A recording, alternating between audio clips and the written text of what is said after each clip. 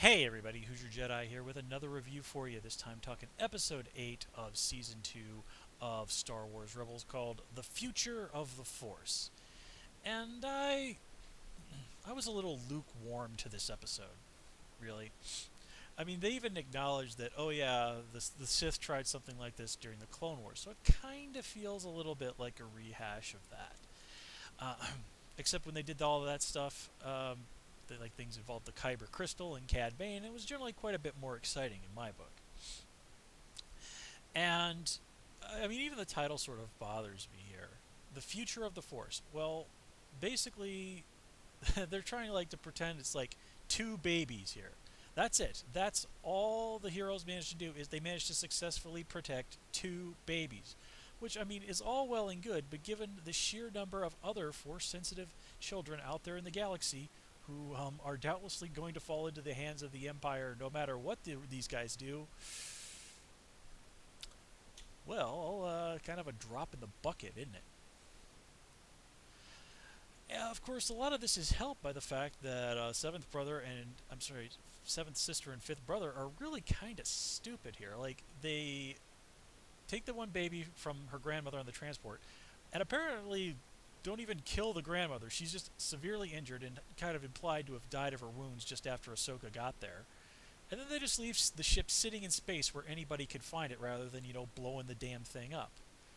And when the Ithorian baby, Pipey is what Ezra called him. The mother's just knocked out. I mean, seriously, you can't drive your lightsaber through the heart of one defenseless lady. Why are they doing this? I mean, the only possible situation I can think of there is that maybe this woman might have more children in the future, and they can come back and take her other kids. But that still doesn't explain why you'd bother to leave the grandmother alive. That's just sloppiness. It's just it's just dumb. Now, the only real kind of saving way you could possibly interpret that in a way that really makes any sense is this is just another example of how sloppy seventh sister and fifth brother are. They are prone to cockiness. They're prone to bickering with each other, overestimating themselves, underestimating their opponents, uh, and all of that. And given that, as far as we know, Ezra is the only person until this episode with Jedi training that they'd fought, and they were able to handle him pretty well, that probably has something to do with it. But then again, you trot out Ahsoka, who, while she never officially became a Jedi Knight, was offered knighthood, and she mops the floor with the both of them.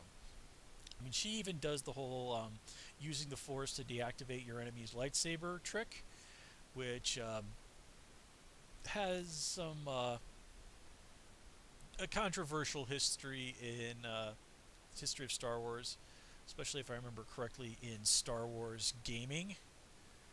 But that was still a heck of a cool thing to see. I mean, the way she comes out of there, they got the halo from her, that absolutely awesome musical cue that happens, and then just the fight itself. It's a thing of beauty. It's one of I think the coolest things they've done on Clone Wars like this entire season.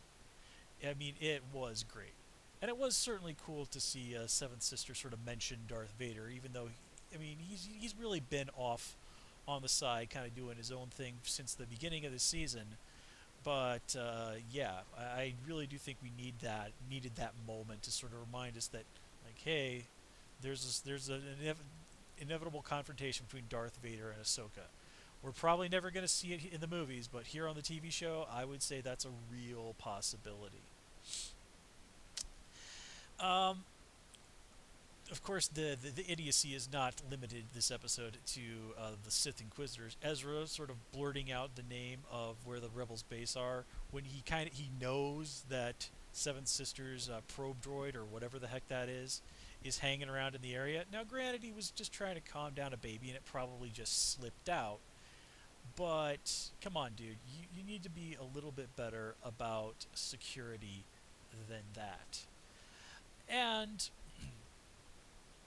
the whole fight with Ahsoka, with the Inquisitors, I like that it doesn't really make Seventh Brother and Fifth Brother and Seventh Sister seem like they've been degraded as threats.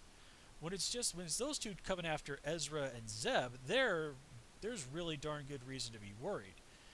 Ezra kind of these guys barely managed to get away from those two the first time around.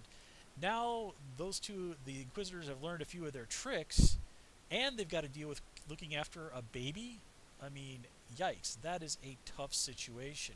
So it's really great how these two start off being really presented as this very ominous threat, and then by the end of the episode, we're getting to see them stomped into the dirt. But it's done in such a way that doesn't take away from us thinking that these two are not people to be worried about. Sure, Ahsoka can probably handle them, but if she's not around, then the other characters are in some pretty serious trouble. And I mean, yeah, that's really kind of all that I had to say about this episode. I really did.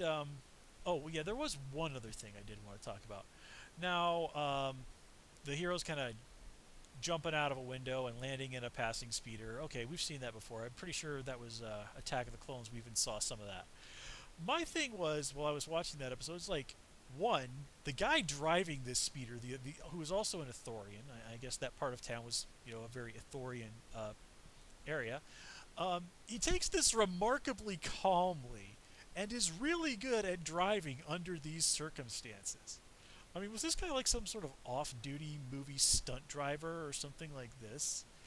And then, when his car gets wrecked at the end, and then the heroes just kind of run off. Like, what happens if when the Empire like impounds what's left of this guy's car, and come to his house and arrest him for aiding escaping rebels? Anybody ever stop and think about that? Because that's totally what's going to happen to that poor guy.